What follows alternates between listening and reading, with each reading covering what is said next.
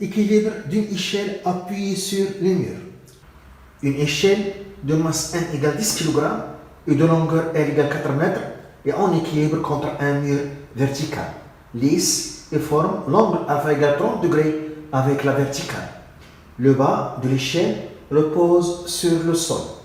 Le coefficient de frottement entre l'échelle et le sol est K égale 0,5. Le centre d'inertie G de l'échelle est en son milieu. On donne G égale 10 N par kilogramme. 1. Exprimer les composantes normales et tangentielles de la force de contact du sol R en fonction de la masse de l'échelle N, G et l'angle alpha. Et calculer leur valeur. 2. Montrer que l'échelle glisse si l'angle alpha devient supérieur à une valeur limite que l'on précisera. 1. Les composantes de la réaction R.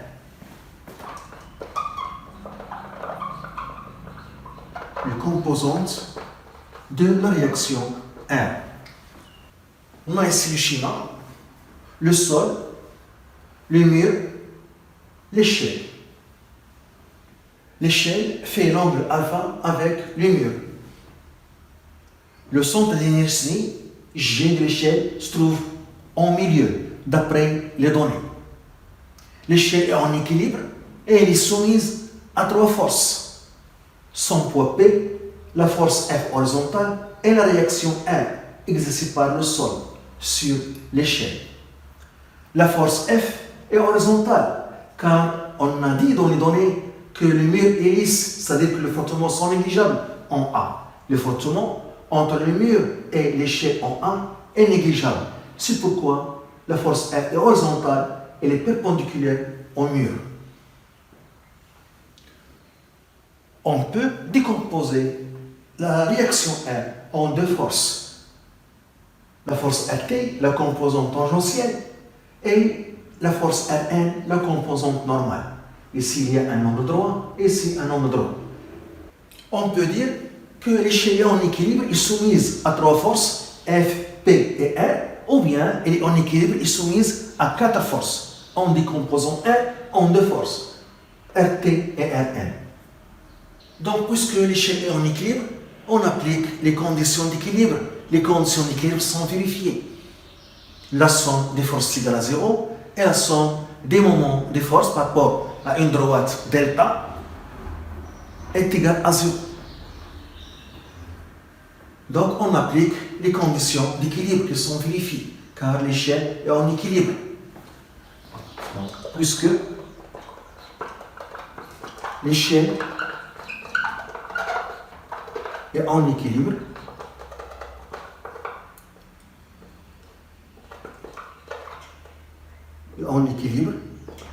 donc les conditions d'équilibre sont vérifiées, qui sont P plus F plus R est égal à 0. Donc si on considère que l'échelle est soumise à 3 forces P, F et R, ces 3 forces sont concurrentes, c'est-à-dire qu'elles se coupent en un point. Ici, leur droite d'action se coupe en un point. Je décompose R en 2 forces, RT et Rn.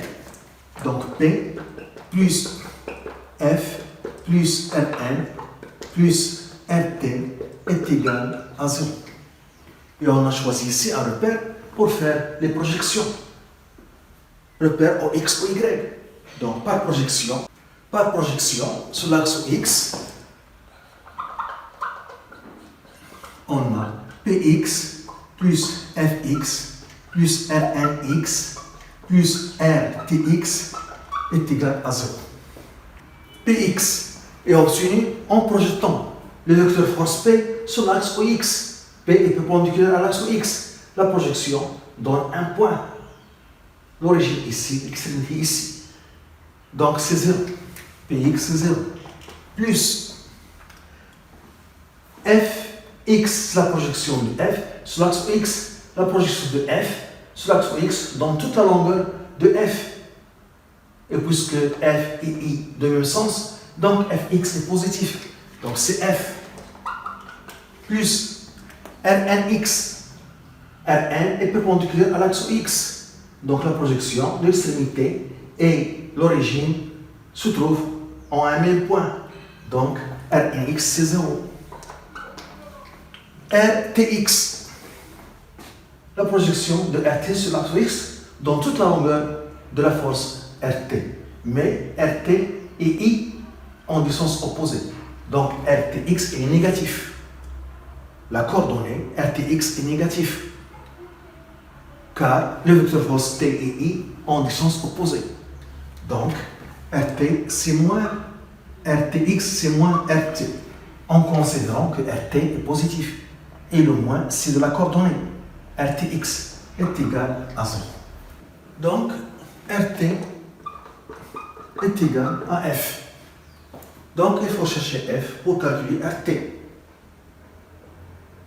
On fait la projection sur l'axe Y. On a PY plus FY plus RNY plus RTY est égal à 0. PY est obtenu par projection du vecteur force P sur l'axe Y. La projection sur l'axe Y, c'est ça l'axe Y, c'est ça l'axe Y. La projection dans toute la longueur, mais le vecteur force P et J ont du sens opposé. Donc, PY est négatif. Donc, c'est moins MJ. M positif, J positif. Plus FY. C'est ça l'axe Y. F perpendiculaire à l'axe Y. La projection de l'origine et de l'extrémité se trouve en un même point. Donc, la projection donne un point, donc c'est 0. Plus RNY. La projection sur l'axe Y de R1 dans toute la longueur. La coordonnée RNY est obtenue par projection de vecteur force R1 sur l'axe Y. La projection dans toute la longueur R1. Et puisque R1 et J ont le même sens, donc RNY est positif. Donc c'est R1. Plus RTY est obtenu par projection de vecteur force RT sur l'axe Y. RT est perpendiculaire à l'axe Y.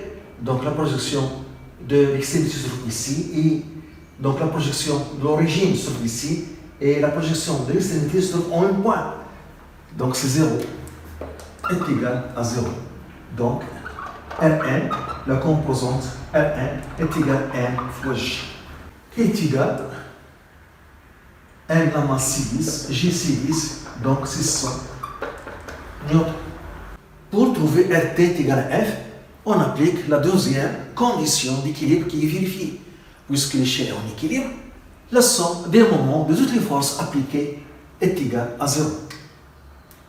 Donc, le moment de P par rapport à delta, plus le moment de R par rapport à delta, plus le moment de F par rapport à delta est égal à 0.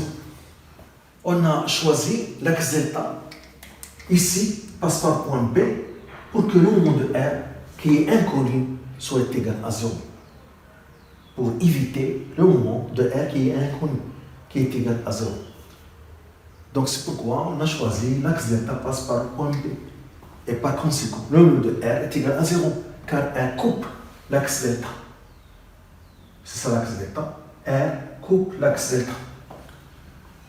Le moment de point P, on a choisi un sens positif pour pouvoir calculer les moments.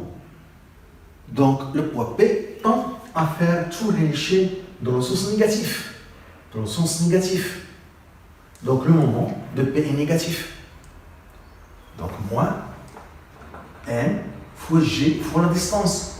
Donc la distance entre la droite d'action de P et l'axe delta. C'est ça l'axe delta.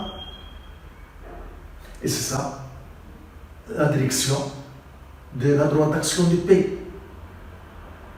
Donc c'est la distance. Donc c'est ça la distance entre delta et la droite d'action de P. Et sa distance, c'est l'angle opposé de alpha. Pour pouvoir calculer les moments des forces, on choisit un sens positif arbitraire. Le point P le moment de point P. On a l'axe delta, passe par ce point. On voit que le point P tend à faire tourner l'échelle dans le sens négatif.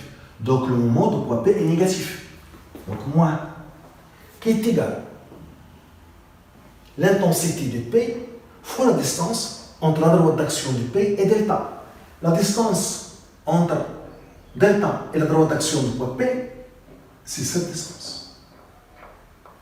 C'est la distance entre delta et la droite d'action de point P.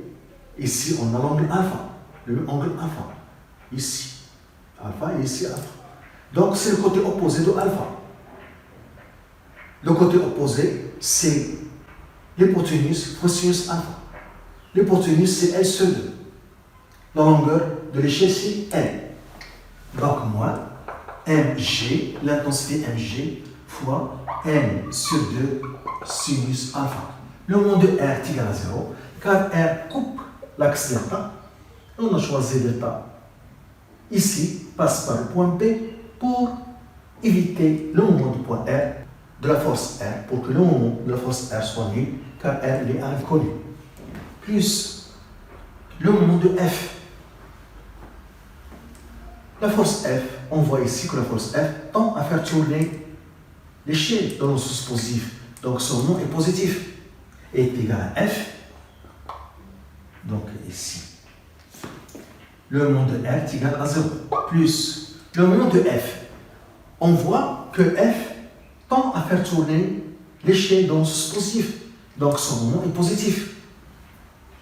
Est égal à l'intensité de la force F fois la distance entre la droite d'action de F et delta.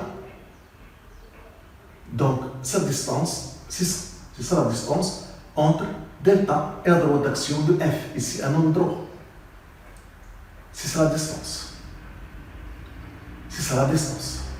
C'est le côté adjacent de alpha. Donc, c'est égal F fois le côté adjacent de alpha. C'est l'hypoténuse fois cosinus alpha. L cosinus alpha est égal à 0. On cherche F qui est égal à RT qu'on cherche. Donc F fois L fois cosinus alpha est égal à mg L sur 2 sinus alpha. Je simplifie par L et je trouve F est égal à m fois g sur 2 sinus alpha sur cosinus alpha, qui est égal à tangente alpha. Donc, est égal à m g sur 2 fois tangente alpha. Donc, RT est égal à F est égal à mg sur 2 tangente alpha. Et Rn est égal à mg. Ce sont les expressions des composantes de la réaction R. La composante tangentielle et la composante normale. Application numérique, donc on trouve que RT est égal à M10, G10 sur 2 fois tangente alpha qui est égal à 30 degrés. On trouve RT est égal à 29 newtons. Rn est égal à N fois G, donc 10 fois 10 est égal à 100 newtons. Deuxièmement, la valeur limite de alpha. La valeur limite de alpha. Quelle est la valeur limite de alpha pour que l'échelle ne glisse pas? On écrit la condition de non-glissement. La condition de non-glissement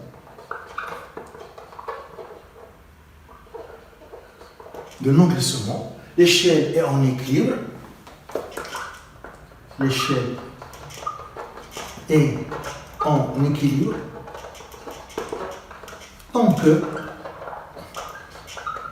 que la composante tangentielle est inférieure à K fois le coefficient de frottement K, tant que la composante tangentielle est inférieure à K fois Rn, la composante normale. K est le coefficient de frottement. On a Trouver l'expression de RT, c'est MJ sur 2 tangente alpha inférieur à K fois MJ. On simplifie par MJ. Donc j'aurai tangente alpha inférieur à 2 fois K. K est égal à 0,5. Donc tangente alpha inférieur à 2 fois K, 0,5 est égal à 1. Donc tangente alpha inférieur à tangente de alpha limite avec tangente alpha limite égale à 1. Donc alpha limite est égal à 45 degrés. Donc tant que alpha est inférieur à 45 degrés, l'échelle est en équilibre. Lorsque alpha dépasse cette valeur, lorsque alpha est supérieur à 45 degrés, l'échelle glisse. Donc si alpha est inférieur à 45 degrés, l'échelle en équilibre. En équilibre. Si alpha supérieur à 45 degrés, l'échelle glisse sur le sol.